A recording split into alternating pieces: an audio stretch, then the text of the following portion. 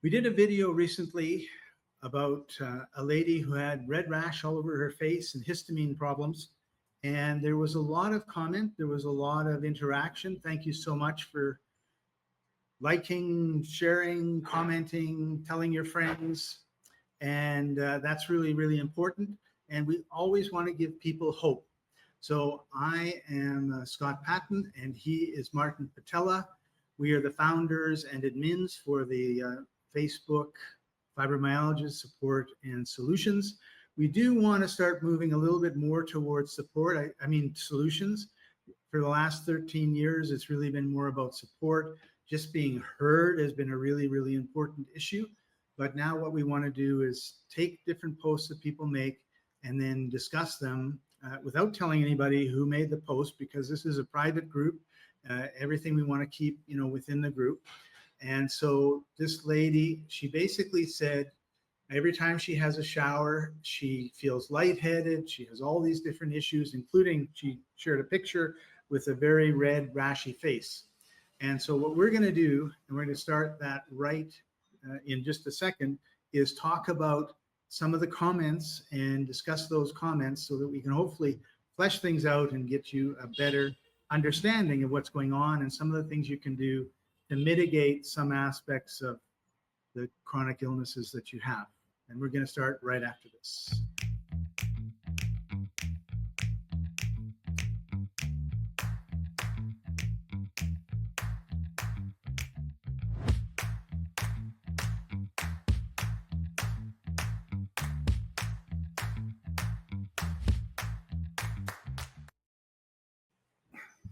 And Martin, before we get into the comments, I think one thing, and it was kind of this video that we just played that kind of brought it up for me, is the idea of hope.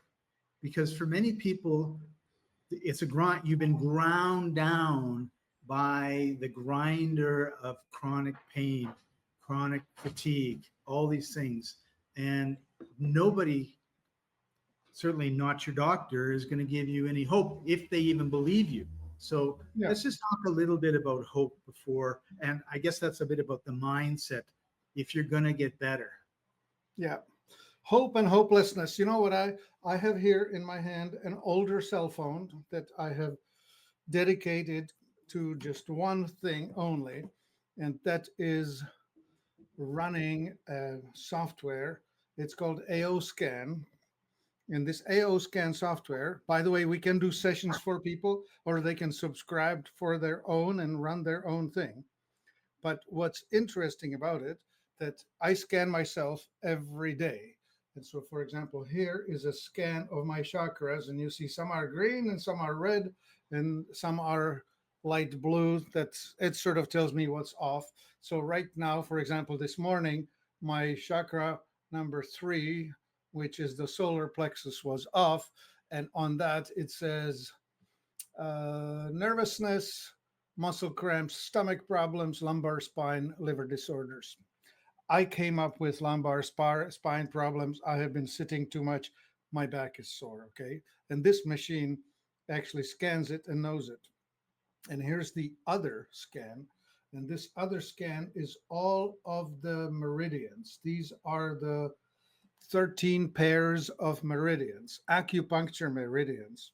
And so, for example, mine came up in red, as in you're out of balance on the stomach meridian, which happens to be on stress, anxiety, annoyance, being acidic, and being disgusted. Okay, that's me. That's my problem. But what I tried to say here is that there is each one of these meridians has something attached to it. Okay, and what, for example, I'm just scanning through it here because I want to find the specific one. And hope and hopelessness is attached to the triple warmer meridian, which has with it hope, hopelessness, depression, despair, loneliness, isolation, issues with family, social dynamics, and impatience. We hear this note so frequently, so often in this forum. And let me tell you what it dysregulates, or dysregulation of which will cause these feelings. These are two-way streets. They go between one and the other. And it goes endocrine system, hormonal balance, autonomic nervous system, basic drives, appetite, metabolic rate, the thermostat in the brain, and the three burning spaces in the chest, in the respiration, abdomen, in the digestion, and pelvis in the reproduction and elimination. So, one, this is available to all of you if you want to avail yourself of it. We offer it. We have trained techs on staff that can help with it, and you can have AO scan daily if you want, especially if you pay for your own subscription. Anyway, that's what I wanted to tell you, is that your endocrine system is the seat of the trouble that relates to hope and hopelessness and despair. All right. And so once you're aware of the problems, or you're aware of where you're out of balance, then you can recommend things that will help people get back into balance. Oh, absolutely. Yes. All right. Okay. So what we're going to do now is we're going to move on to some of the comments, and some I'm just reading, and we may say, well, let's go on to the next one. There's nothing here. I'm not going to kind of edit it. So one person said, and again, this is about a lady who posted a picture. She had rash over her face, histamine issues. We talked about it in the video that this is a comment of, or a video that you can find on our YouTube channel, or you can find it in the group. I have done everything possible to help me with this fibromyalgia. Nothing has worked. 36 years of being on drugs and still feeling awful. So Yep. the first thing we need to do is talk about why drugs are not the answer. Yeah, this is almost like the beatings will continue until your attitude improves. Right. You see, what we're doing here is we're putting toxins into a toxic body, expecting it to get better. Cannot happen. There is not a solution in the pharmaceutical world that can solve a solution, that can solve a problem caused by toxicity.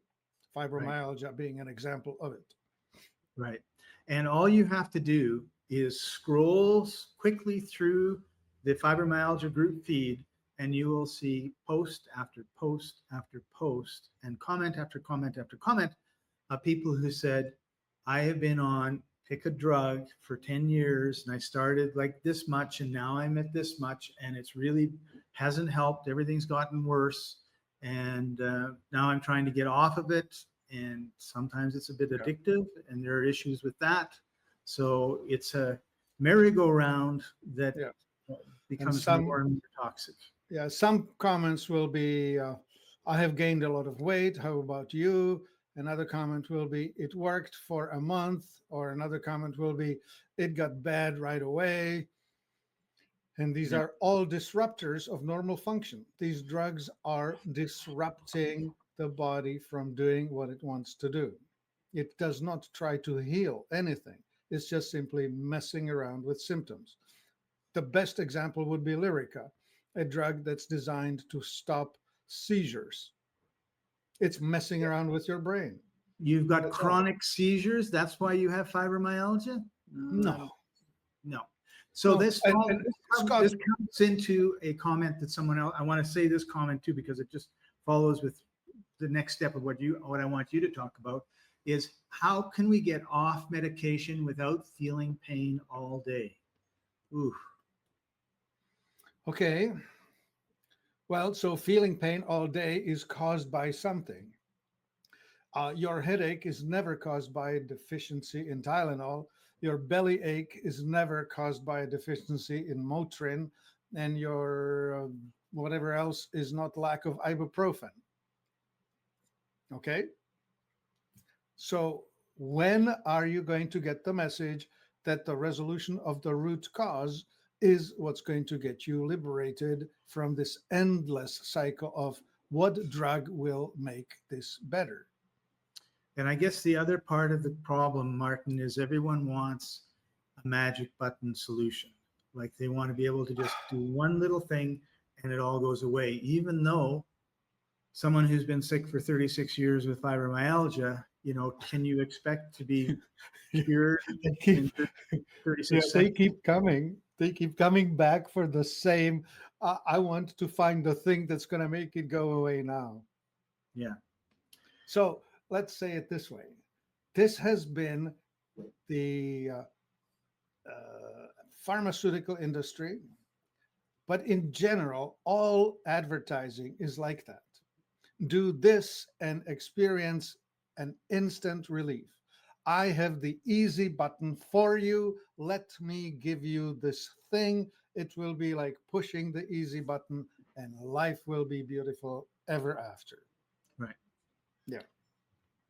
Yet if you were to go and say, okay, what I'd like to do is be a good golfer, you don't have the expectation of the very first time you're at the tee hitting a hole in one, or even hitting it in the right direction. You have to practice, you have to learn, you have to spend time focusing. There's all, you have to have muscle memory that's the right way. Like there's all these things that you need to do if you want to get good at something. And so we could say, and I hope this doesn't trigger anybody, I don't mean it maliciously, but if you have fibromyalgia, you're in pain all the time, you're brain fog, and you're tired, then you've done a very poor job of learning how to be healthy, right? If we can say that's, one of your jobs in this life. So now you have to learn what are the things that are going to make people happy. What can you do with your mind and your mindset? What can you do with your body? What can you do with your emotions? What can you do with physically? And for some of us, it's going to be getting out of bed or getting out of a chair is a major physical exertion. Great. We'll do that. We'll take that, do one push-up or half a push-up, or, you're taking your steps, right? You're cutting out Coca-Cola or other things that you may be eating that aren't good. And the thing is I would say 95% of us think that we're eating good stuff because we read the label. The label says organic, or it says really good stuff. Yeah. Or The label says, Scott, the label says made with natural ingredients, right. All of natural. which there is one, while 10 others are not. Yeah. So, it becomes an educational thing. It becomes a changing of your mindset.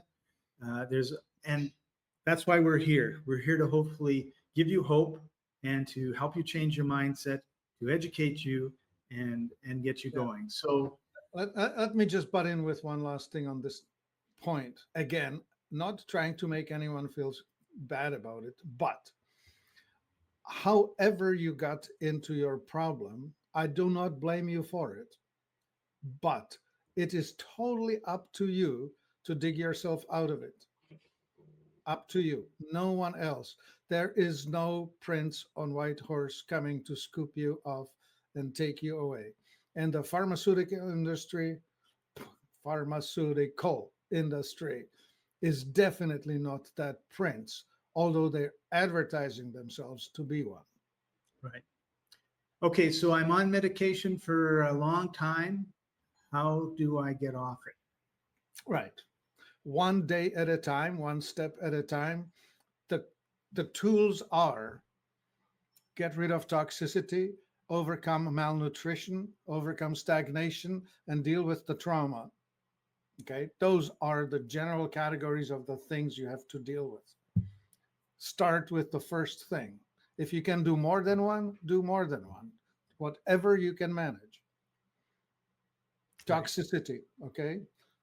The air, the water, the food, the environment, the cosmetics, the furniture, the whatever you put in your air, all of that. And then stuff that's already inside you that needs to come out. So we do have detox tools. We do have binders that will grab onto and take out of your body things that don't belong there and things that are blocking the normal function of your body. And you're going to need persistence, because if you've been sick for 36 years, it's not going to be 36 seconds and you're feeling great. These things are going to take time. And also the speed with which you replace bad food that you're putting in your body with good food, that you detox and take toxins out, and hopefully stop bringing toxins in. Although I think there'll always be toxins going in. We're just living in a toxic environment. And then there's the electronic soup that we live in as well. Their body's not meant to be and surrounded by electricity and radio waves and TV waves and G5s and all that sort of thing too. So there's And not just the TV, the device, also the screen, what's coming through. right. If you're allowing to get yourself triggered by the news or by the horror shows or the whatever it is that you're consuming in the media, Yes. whether it's on I don't know, produced media like television channels or by social media. Like, right. Yeah, so you really control. have to protect your emotional and mental well-being. Like, what are you feeding your brain? So are you reading inspirational quotes, or are you reading, I hate to say it, comments or posts in the Fibro group about how sad and painful it is for other people? Yeah. And I have noticed that some people get triggered by stuff. Like there have been some sensitive topics, like, for example, the discussion about politics, about who caused the shutdown of the government and therefore who was responsible for the food stamps to stop flowing. It just got pretty strong pretty quick. And yeah, it's difficult. Anyway. And it's a difficult thing if you're in a financial bind, right? Like, well, Yeah. great. I'd like to get organic bananas, but they're 3 times the price of regular bananas, and I can't afford it if I want to stay in my house. So, we recognize all of these are challenges that you're going to have to work on a solution for. But it's better to be working on a solution than just sitting there and going, poor me, because that's not going to cause any positive changes. So let's go on to the next one. Yeah. Okay, I think we said something in the original video about menopause. So this lady asked, what happens when a woman goes through menopause and after? Yeah. Well, the perimenopause is really difficult because let's just say the puberty is hard, right? Because you're going from being hormonally stable, a child, to being fertile with the cycles. And the cycles themselves are pretty dramatic because you have 2 peaks and 2 troughs. And you bottom out just before the period starts.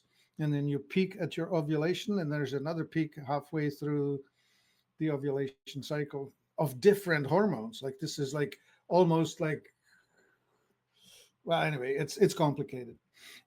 And then toward the end of your reproductive age, first progesterone level drops. That's the hormone that keeps you stable and calm and imperturbable. So all of a sudden you lose your ability to fall asleep easily. You lose your patience. You lose your stability, emotional stability, especially. And then the next thing that happens is that the estrogen starts fluctuating. One day it's high, next day it's low. When it's high, you start getting hot flashes. When it's low, you feel okay. But there are other complications. And then eventually it all comes down to flatline at about the level that is 1 or 2 days before your period starts, which is most women feel actually quite vulnerable and crappy 2 days before the period starts. And that's the menopause after it stops coming, right? Well, we do have the tools. I have a thing called Hormone Symptoms Tracker. Anyone can request it from Life Enthusiast and get it, and you can score yourself and see how much of a need you may be in estrogen, progesterone, pregnenolone, DHEA, which is the precursor to all of these, especially to testosterone. So all of that is available. There is a tool available for women to live well even after the period stops. I don't know. Am I answering it, Scott, or am I getting lost in the weeds? Yeah, no, I think that's good. And we'll move on to another. I'm going to just be reading these. I don't think we really need to comment because I think what they said was Just on point. to the point. Then the first one, uh, there's going to be a comment to this comment, and she says, "I take only over-the-counter dual action acetaminophen, Motrin once a day or as needed if necessary. It does help me just to ease the pain and keep going through the day. Unfortunately, some days are worse than others." And then this lady commented and said, long-term use of either of those can cause damage to your liver or kidneys, so be careful. So I'll pause for a second. Do you want to add to that, or? No, there's not much to be said other than when you're throwing toxins into your body, you are disrupting the normal function, and at some point you're going to wear it off in a bad way. We like to use the car analogy of the engine light comes on and you put take chewing gum, put it maybe. on. Well, Yeah. if you're taking a pill every day for 20 years that we know is going to affect your liver, then why are we, your mechanic to say, why didn't you bring this in and get it fixed? Because now your engine is blown and we got to put a new engine in. And, but your doctor's not going to say the same thing. Yeah. Scott, I'd like you to maybe try switching this metaphor to the tires in the following manner. You drive on the tires, your car is new. After 50,000 miles, the tires are pretty much worn. They're all bald. You have perfect slicks. Well, on a sunny day, on a dry, sunny day, that's actually excellent. But the moment it rains, you have zero traction. And the moment it snows, you have less than zero. You're sliding away. And the days when it rains or the day that when it snows are coming. I can promise you they'll be showing up. So when you not maintain, when you abuse, when you wear intentionally faster than what was intended, you will end up in the ditch. I can guarantee you that, because you have set up the conditions for you to not have the, well, in my metaphor, not have the traction.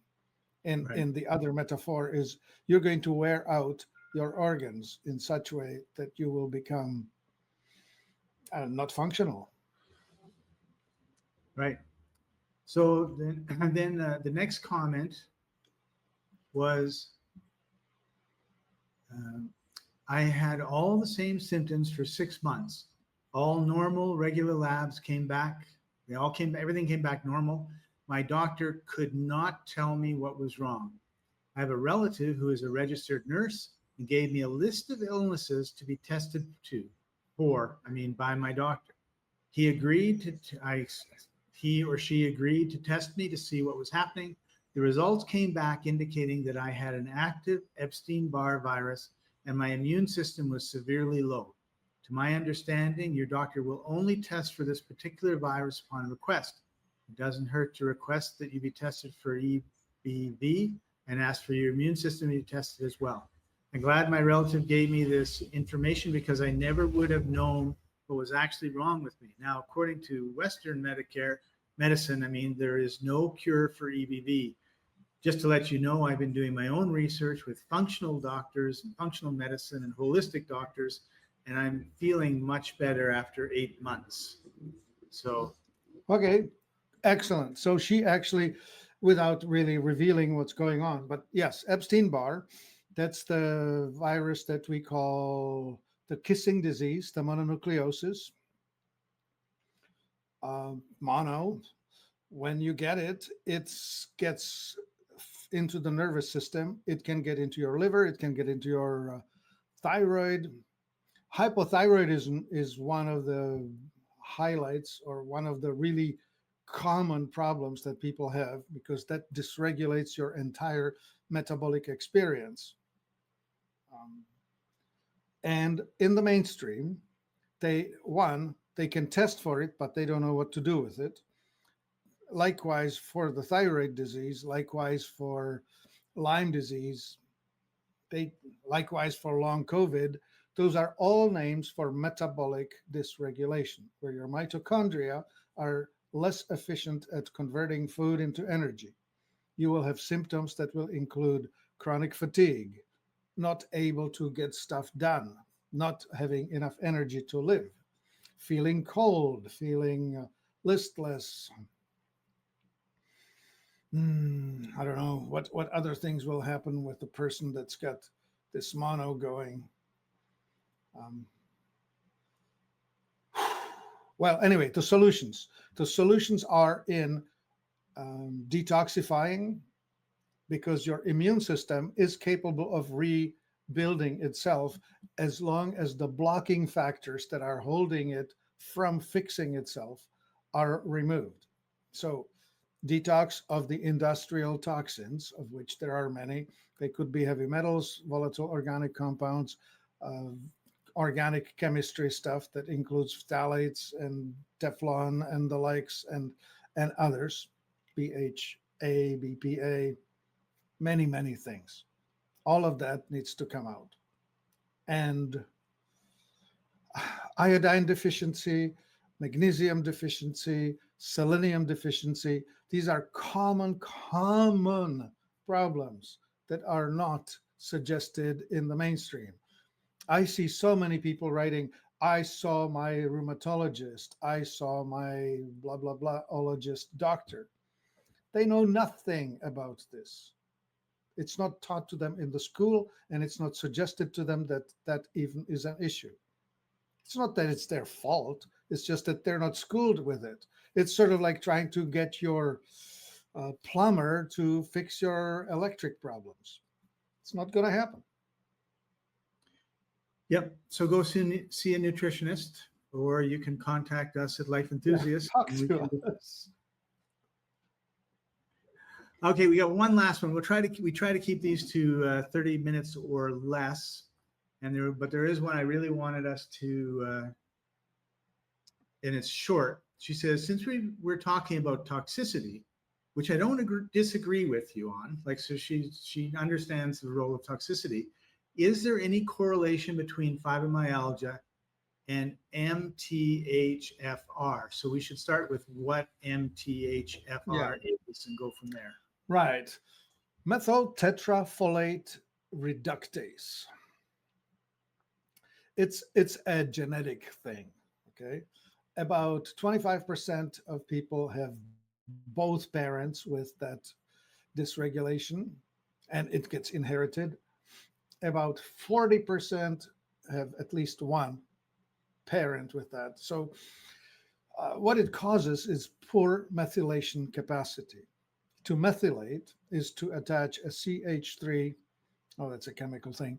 To methylate happens in your liver, and it deals with detoxifying things that are toxic to you. So if you're a poor methylator, you're really not good at or not great at removing things that are toxic to you. You will have lesser ability to endure the toxic environment. So, Mark, I can jump in here for a second, because I just want to kind of rephrase a little bit of what you said.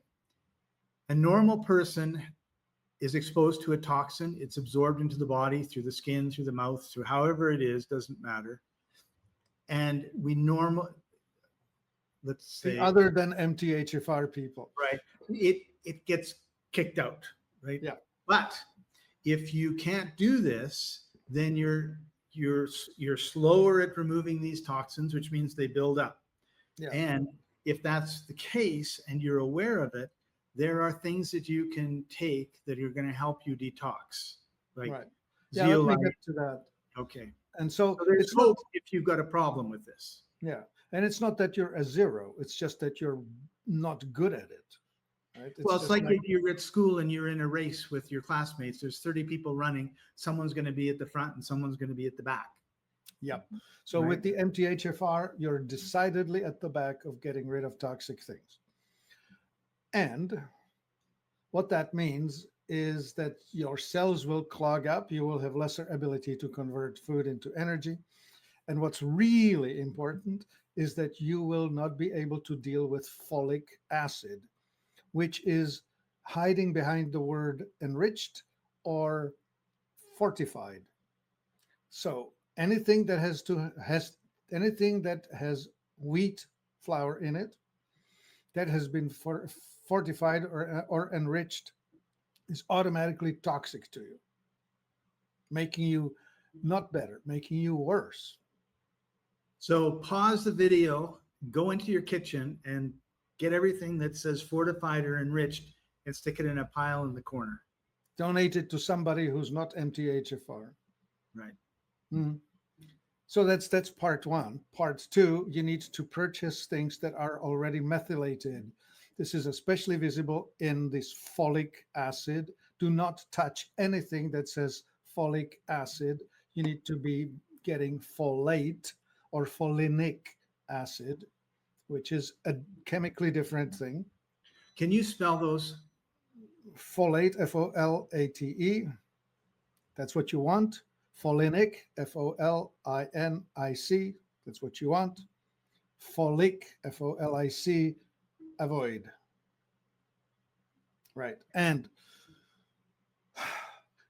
folate is natural. That's foliage or foliage is the word for greenery, leaves on trees. You do want to eat green things like lettuce and arugula and whatever, chlorella, spirulina, and the likes. Those are naturally right. It's the artificial man-made engineered crap called folic acid, which is a industrial patch that they have invented that makes you worse. The second thing is the invention of vitamin B12. The B12 is naturally available in red meat and things like heart, tongue, liver. Not everybody likes that. Right. But that's where a lot of vitamin B12 is. Now you can buy it as a supplement. Commonly, it's supplemented as cyanocobalamin. That's unmethylated. You need to be buying either methylcobalamin or hydroxycobalamin, and you need to watch for that because otherwise that vitamin B12 is less than useless to you or worse than useless.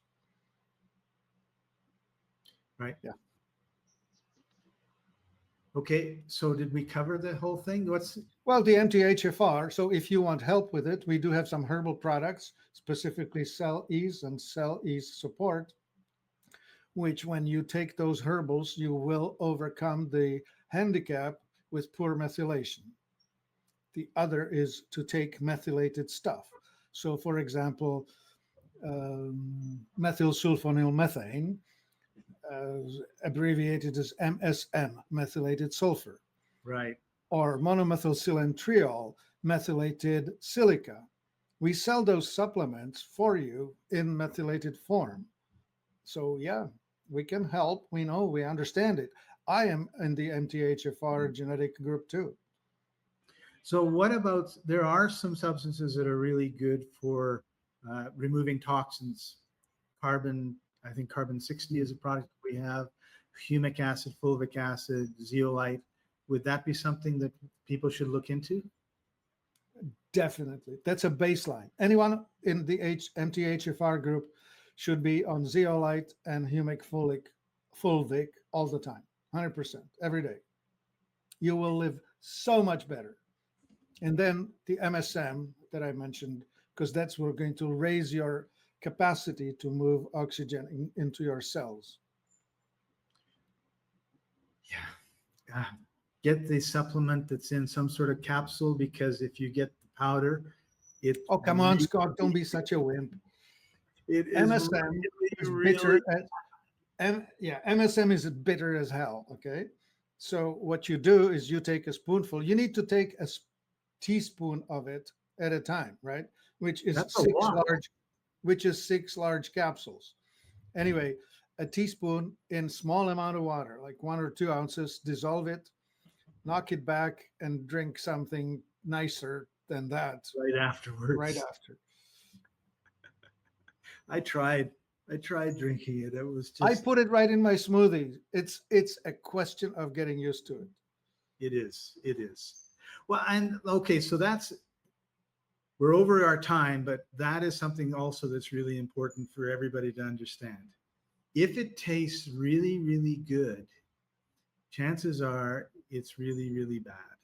And because scientists have spent billions of dollars and decades figuring out what causes certain parts of your tongue and your taste buds to go, whoa, I love that.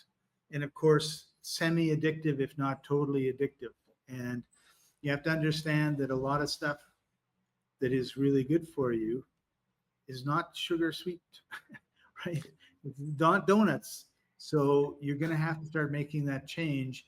And it's you have to make it a gradual change. It's really, really hard to cold turkey from donuts to MSM powder. Scott, one of the hardest ones to give up is wheat, bread, and the likes. There is something in wheat when eaten that releases specific chemicals that lets you feel bliss, like honest to God bliss.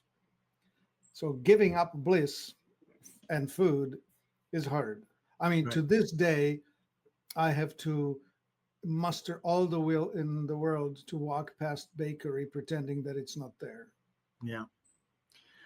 Well, my dad passed away at 85 from leukemia, and he had had it for 10 years, gone to see the doctor for 10 years. And one day he turned to me and he said, Scott, if they told me that I could live another 10 years healthy, but I had to give up my whiskey, my scotch, I wouldn't do it. And that's not saying that he had to in order to live 10 years. That's just saying that's how much he loved his whiskey or his scotch, single malt scotch. And he was not a drunk. He just took 1 or 2 ounces a day, right? Yeah, not even a day, like probably 3. He'd probably have 3 little shots or whatever a week, and he'd just be at dinner. Oh, yeah, it's really nice. So they go out for dinner, you'd have a little scotch. And he was not a drunk. He was addicted to the bliss of it, not to and the I alcohol. can't stand it. Like, I mean, I have never been able to stand it.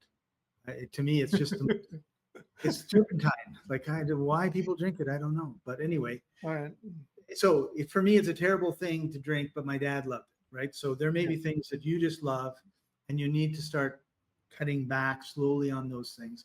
My suggestion would be to sit down when you're not feeling stressed and you're not feeling hungry or anything, and say, okay, these are the things that I eat that I probably shouldn't, and these are substitutes, right? Like, I shouldn't eat a donut. What should I eat instead? Carrots, apple, or green salad, or but you have to have something to replace what it is you're not going to eat. Yeah. And also it needs to be gradual. For example, let me tell you, like if you try to drink a smoothie that's mostly kale right now, you're going to gag on it. But if you make a smoothie that's got a whole banana in it and a bunch of kale, it will taste like banana to you. And you can gradually reduce the banana portion. And 3 months from now, you may have just a 1-inch piece of banana in your smoothie and you'll be fine. All right. Well, Martin, thank you for taking time out of your busy day to share your knowledge. You've over 40 years of experience and training and courses and reading on the human health. Living it. And what's that? And living it. And living I it. have lived it, as have you. Yeah. And so, and I'd say that so everybody knows, like, this isn't just like book learning that we're doing. This is stuff that's the foundational stuff, is stuff that has worked for us and for a lot of our clients. So before we go, I'm just going to say, feel free to head over to life-enthusiast.com. You can set an appointment with Martin, have free 15 minutes with him, let him know everything that you want to share, and take advantage of his wisdom. It's really important. And make sure you like or heart or whatever, comment. That always helps Facebook share this with more and more people, which is really, really important. We want to get this message out. There is hope. It's just not a magic bullet. So, Martin, any last words before we say arrivederci? Thank you, Scott. You are an awesome guy because you put out selflessly. Well, we both have. Yeah. Bye bye, everybody. You'll see you next time. Mm.